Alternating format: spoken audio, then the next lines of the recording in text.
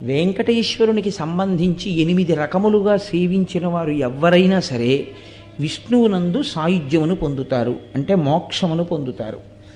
అది వెంకటేశ్వర స్వామి వారిని ప్రత్యక్షముగా పూజించగలగడం, అంటే ఆయనని ఒక మూర్తిలోకి ఆవాహన చేసి అది ఫోటో అన్న భావనతో, అది ఒక మూర్తి అన్న భావనతో కాకుండా ఈయనే శ్రీ వెంకటేశ్వరుడన్న భావనతో సేవించగలుగుట.